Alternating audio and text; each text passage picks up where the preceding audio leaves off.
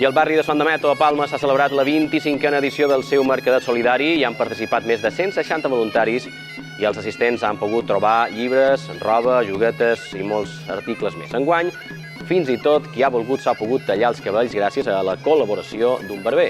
Tot plegat ha fet que la recaptació d'enguany hagi batut tots els rècords, en prop de 18.000 euros, 6.000 dels quals viatjaran cap a les zones de Llevant afectades per les inundacions de fa un mes. La resta es repartirà entre diferents projectes humanitaris.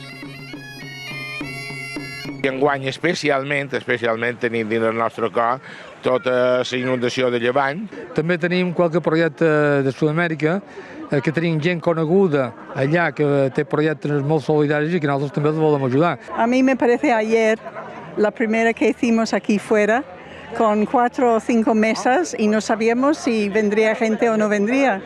Y ahora, después de 25 años, mira cómo está esto.